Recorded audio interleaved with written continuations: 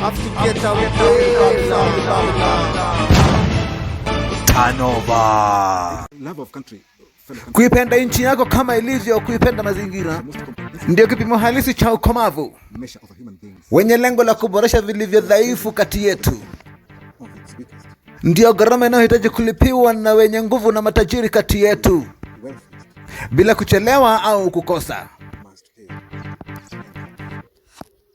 Have to get away from the Babylon.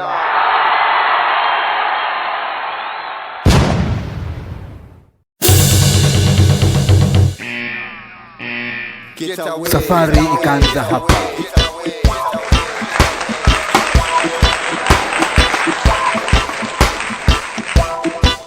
I know that we are leaving. Karimanjaga. I know that we are leaving. Small heaven. Na chombo kuvunja hapa. Afueni yangu ikawa mwenzangu niliyompata. Matunda.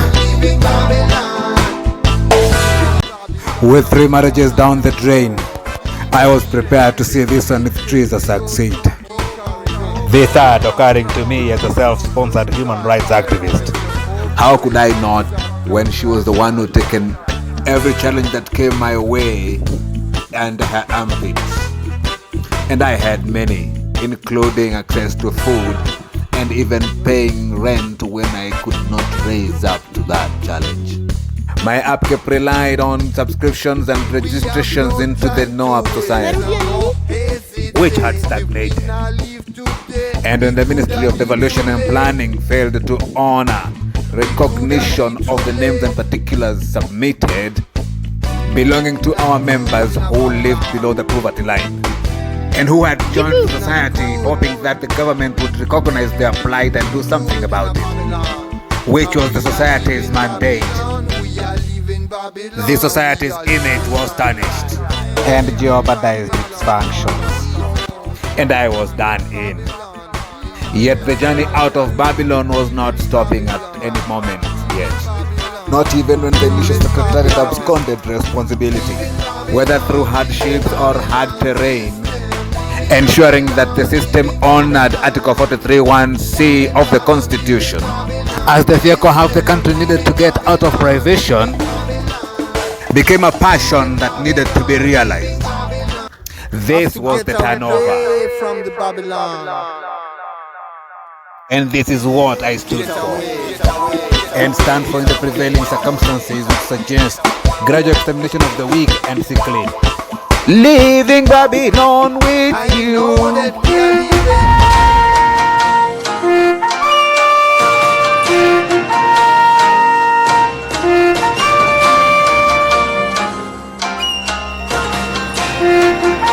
Mbiu ya mgambo ikilia, kuna jambo. Maisha ya mfinyanzi aliyefanyika kuwa mlinzi. Eti nini? Mlinzi wa nini? Au nani? Lakini kanyimwa nafasi na wanasiasa wanafiki. Salala. Na hata idara ya mahakama ya siku zake. Ewo. Ai. Kaona. Hapana fikiria mimi ati nikundanganya namna hiyo. Tawanage. Hapana kundanganya mimi. Sikiona chama najua kufanya kazi. Nafanya kazi. Mimi kwa kazi hapana chesanga nani. Oni umoi malendo.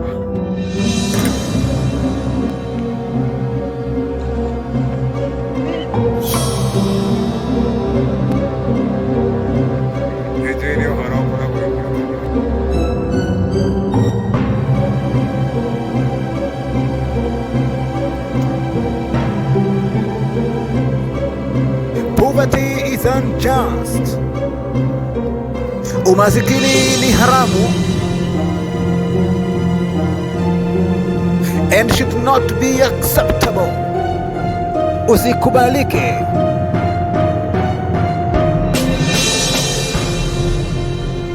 It has to be curtailed. Lazima usitishwe. In accordance with Article 43(1)(c) of the Constitution. kwa kuzingatia kipengee cha 43(1)(c) cha katiba.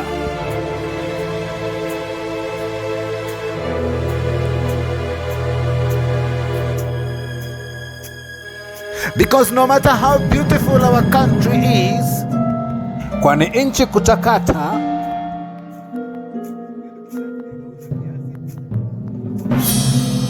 it could not look better with the hungry people. Ni shibe ya watu wake.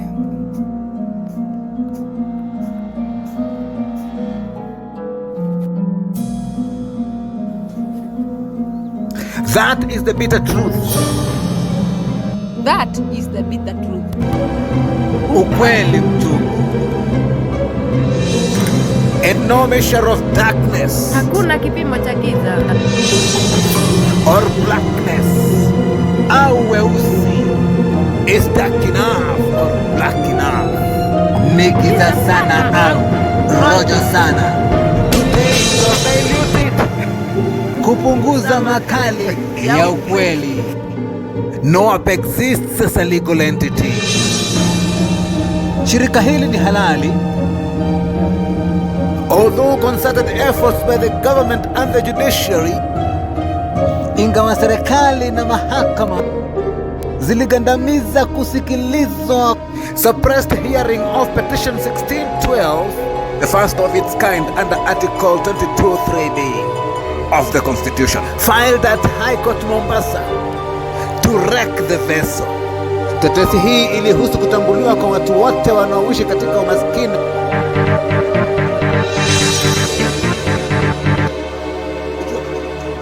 Katika makao ya watoto yatima. Hapo ni mwaka wa 80 hadi 85 katika makao ya watoto ya North Moi Children's Home. Hapo ni mjini Nakuru. Na mimi sikuwa yatima wakati huo. Nilipatikana kule katika makao hayo ya watoto yatima kupitia mama yangu ambaye alikuwa ni mother in charge wakati huo.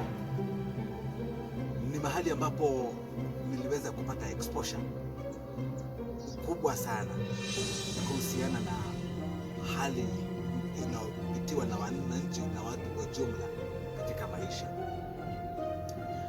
Zaidi ya hapo, nimewahi kushiriki katika hizi zinaitwa freedom from hunger walk mbili. Hapo nilikuwa katika darasa la 6 na 7. Huo ni mwaka wa 80 na kumaliza katika hizo eneo mbili zote.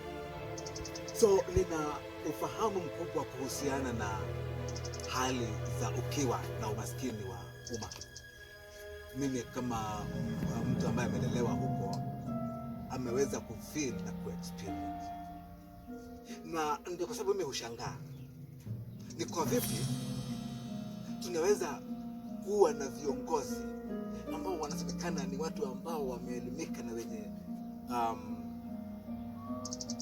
ujuzi wa hali ya juu, lakini unakuta kwamba katika nchi tunayo zaidi ya nusu ya wananchi wake wakiishi umaskini wa kupindukia. Hiyo haistahili kuwa. Hiyo inamaanisha kwamba there is a failure somewhere in the whole machinery. Ni kwa sababu gani? Ni kwa sababu watu ambao wanakuja kushikilia zile nyadhifa za uongozi ni watu ambao hawana exposure ya hali ya kawaida ya mwananchi. So kwao huwa wamebid, wanataka tenda umwalipe ili wawape suluhu ya shida mlizo nazo, lakini huwa mnawalipa na wanaondoka katika vio hivyo kabla hata hamjawahi kupata yale ambayo waliwaahidi. So kwa maoni yangu, mimi nilikuwa na kipendekeza ili tuweze kupata viongozi ambao ni watu waliojawa na uzalendo, wawe watu ambao hawatakuwa wanapata mshahara kwa kiwango ambacho kinatolewa kwa siku kama hii ya leo. Their salaries should be inversely proportioned. The richer the person is, the lesser that person is going to earn, so that tusiwe na watu ambao ni warongo katika uongozi. Ninakumbuka mwaka wa 2018 wakati wa sherehe za Madaraka Day, ambapo Rais wa Jamhuri ya Kenya alitangaza ya kwamba atatangaza hadharani utajiri wake na kufuatilizia kwa karibu sana, naye makamu wake wakitilia mkazo jambo hili. Lakini kufikia leo hakuna lililosemwa, hakuna lililotajwa. But these people continue to earn, and these people continue to milk watu na wananchi wa Kenya mali yao ama jasho lao, for no solutions provided. So tunatakana kuwe na inversely proportion, na sio tu hapa kwetu Kenya. Actually, no African country should have leaders ambao wanapokea mishahara minono, ilhali watu wake 20% ya nchi inaumia na hali ya umaskini mkubwa. In such countries, inatakikana viongozi ambao ni wazalendo, viongozi ambao wako tayari kuforfeit mishahara na pato lao kwa ajili ya nchi. And that is why they should have an inversely proportional salary.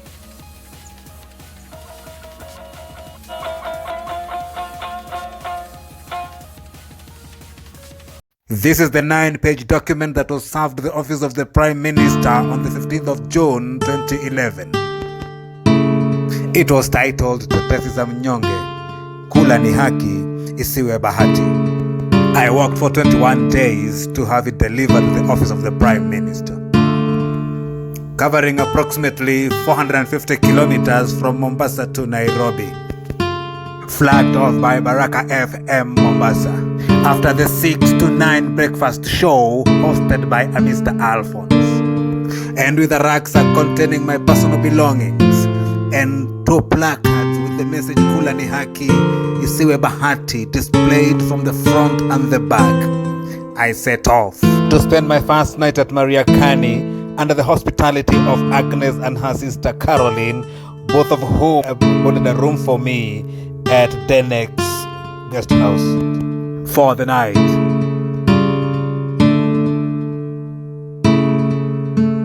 It is on our way to Denex's guest house that Caroline discloses that Agnes, her sister, who is only 18, was the one who had convinced her to host me, having been the one listening to the morning show. Through telephone conversation, they had directed me to hotel celebrations, meeting them at the roadside of this hotel in the ensuing dusk of this Thursday evening. They lived in a small single room in the neighborhood, and this was total sacrifice. Na ndio kwa sababu nimeshangaa. Ni kwa vipi tunaweza kuwa na viongozi ambao wanasemekana ni watu ambao wameelimika na wenye ujuzi wa hali ya juu, lakini unakuta kwamba katika nchi tunayo zaidi ya nusu ya wananchi wake umaskini wa kupindukia. Hiyo haistahili kuwa. Page 3, paragraph 5 of this document to the Prime Minister reads, Does creating a standard of living that takes into account human decency and dignity have to await a court process? If so, is the government in essence admitting that by the electorate having overwhelmingly consented to the current constitution in the background of mass poverty, that the electorate was admitting that living on less than $1 was the basic standard of living?